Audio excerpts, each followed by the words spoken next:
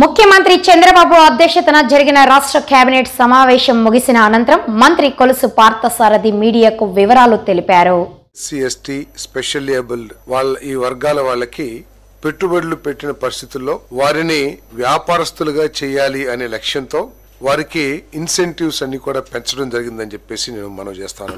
దానికోసం మరి అమెండ్మెంట్ తీసుకురావడం జరిగింది పాలసీస్ లో. ఇంతకు ముందు 35% మాత్రమే క్యాపిటల్ సబ్సిడీ ఇచ్చేవాళ్ళు. దాన్ని 45% కి FC and fixed capital investment కి క్యాపిటల్ సబ్సిడీగా ఇవ్వడం జరుగుతుందని చెప్పేసి నేను మనవి చేస్తాను. అంతేకాకుండా ఈ ట్రాన్స్పోర్ట్ బిజినెస్ వాళ్ళు కూడా లాజిస్టిక్స్ ఇది ఇంతకు ముందు మ్యానుఫ్యాక్చరింగ్ యాక్టివిటీస్ కి మన ఇన్సెంటివ్స్ ఇస్తే ఇప్పుడు లాజిస్టిక్స్ కి ట్రాన్స్పోర్ట్ కూడా 45% సబ్సిడీ ఇవ్వాలని, అది మాక్సిమం 75 lakhs కి ఇవ్వాలని చెప్పేసి నిర్ణయం తీసుకోవడం జరిగిందని చెప్పేసి మనం చేస్తాం. ఈ ఇన్సెంటివ్స్ అన్ని కూడా కొత్తగా పెట్టుబడి పెట్టే SC, ST, BC, minority, women entrepreneurs కి సంబంధించిందని చెప్పేసి కూడా తెలియజేస్తూ పాత వాళ్ళకి మరి 40% మాత్రమే ఇవ్వడం జరుగుతుందని చెప్పేసి కూడా మనం చేస్తాం. దాంతో పాటు ఇంతకు ముందు ఎస్సీ, ఎస్టీ ఎంటర్‌ప్రెన్యూర్స్ కి కేవలం 50% subsidy, maximum limited to 20 lakhs land cost మీద సబ్సిడీ ఇచ్చేవాళ్ళు. ఈ రోజు అలా కాకుండా దాన్ని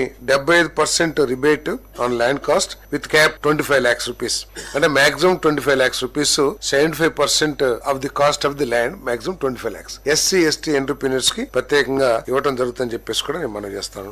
వాటర్ రిసోర్సెస్ డిపార్ట్మెంట్ వారు ఒక కేబినెట్ ముందుకు ప్రతిపాదన తీసుకురావడం జరిగింది. ఏమిటంటే గత ప్రభుత్వం 2014-19 సమయంలో చంద్రబాబు నాయుడు గారు ముఖ్యమంత్రిగా ఉన్నప్పుడు చెరువుల్ని అభివృద్ధి చేయడానికి, వాటర్ హోల్డింగ్ కెపాసిటీని పెంచడానికి కానివ్వండి, లేదు గ్రౌండ్ వాటర్ పెంచడానికి కానివ్వండి, నీరు చెట్టు కింద కొన్ని వేల కోట్ల రూపాయల ఖర్చుతో కొన్ని వేల పనులు చేయడం జరిగిందని చెప్పేసి మనం చేస్తా ఉన్నాను. మరి తర్వాత వచ్చిన ప్రభుత్వం రాజకీయ కక్షతో, రాజకీయ దురుద్దేశంతో చేసిన వాళ్ళందరూ కేవలం తెలుగుదేశం పార్టీ కార్యకర్తలనే అపోహతో ఆ కాంట్రాక్టర్లకి బిల్లులు చెల్లించుకోకుండా ఆ కాంట్రాక్టర్ల మీద విజిలెన్స్ అండ్ ఎన్ఫోర్స్మెంట్ కేసులు పెట్టి వాళ్ళని వేధించిన విషయం అందరికి తెలిసిందే. చాలా మంది కాంట్రాక్టర్లు కూడా ఈ వేదనతో మరణించడం కూడా జరిగిందని చెప్పేసి మనం చేస్తాను. ఈ విజిలెన్స్ అండ్ ఎన్ఫోర్స్మెంట్ ఎంక్వైరీ పేరు మీద చాలా మందికి పేమెంట్లు ఇవ్వకోకుండా ఇబ్బంది పెట్టిన పరిస్థితుల్లో మరి ఈ రోజు మంత్రి మండలి ముందుకి ఒక ప్రతిపాదన తీసుకురావడం జరిగింది. వాటర్ రిసోర్సెస్ డిపార్ట్మెంట్ మొత్తం ఒక 50.56 కోట్ల రూపాయలు డిఫరెంట్ పేమెంట్స్, అంటే విలేజ్ అండ్ ఎన్ఫోర్స్మెంట్ ఎంక్వైరీ మూలంగా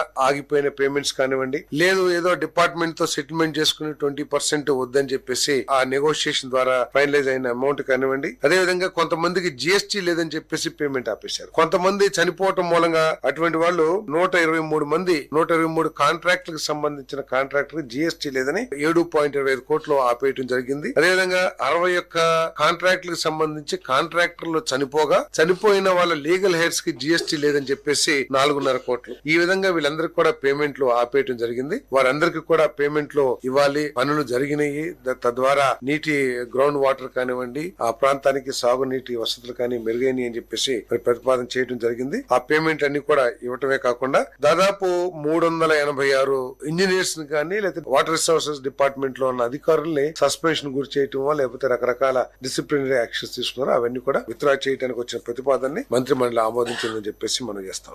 పోలవరం ప్రాజెక్టు కి సంబంధించి R&R వర్క్స్ ఏదైతే ఉన్నాయో దాదాపు 13,938 ఇళ్లని 50 కాలనీస్ లో డెవలప్ చేయడానికి Panchayati Raj department, R&B department, housing department వారు టేకప్ చేసిన విషయం తెలిసిందే. ఇంకా చాలా ఇల్లు, దాదాపు 3-4 వేల ఇల్లు ఇంకా కట్టాల్సిన అవసరం ఉంది. ఎందుకంటే గత ప్రభుత్వం దీని మీద పూర్తిగా నిర్లక్ష్యం వహించి వాటిని పూర్తి చేయకోకుండా కొన్ని వేల కోట్ల పెట్టుబడిని కూడా, ప్రభుత్వ సొమ్మును కూడా నిరుపయోగంగా అయిపోయినా కూడా బాధ్యతారహితంగా ప్రవర్తించిన విషయం అందరికి తెలిసిందే. ప్రస్తుతం పోలవరం ప్రాజెక్ట్ ని త్వరితగతిన 2027కి పూర్తి చేయాలనే లక్ష్యంతో పనిచేస్తున్న ఈ ప్రభుత్వం మరి ఆ ప్రాజెక్ట్ మూలంగా నిరాశ్రయులయ్యే వాళ్ళందరికీ కూడా R&R ప్యాకేజీ ఇవ్వాల్సిన బాధ్యత ఉంది. కాబట్టి ఆ ఇళ్లను పూర్తి చేయాల్సిన అవసరం ఏర్పడుతుంది. ఇప్పుడు ఆ ఇళ్లని అదే కాంట్రాక్టర్లతో చేపించుకుని ప్రైజ్ ఎస్కలేషన్ ఇచ్చి చేపించినా, లేదు ఫ్రెష్ టెండర్ పిలిచి కొత్తగా ఇచ్చినా కూడా పెద్ద డిఫరెన్స్ ఏమి లేకపోవడం మూలంగా వీటన్నిటిని కూడా క్యాన్సిల్ చేసి మళ్ళీ కొత్తగా టెండర్స్ పిలిచి త్వరితగతిన వాటిని పూర్తి చేయాలని చెప్పేసి, అంతేకాకుండా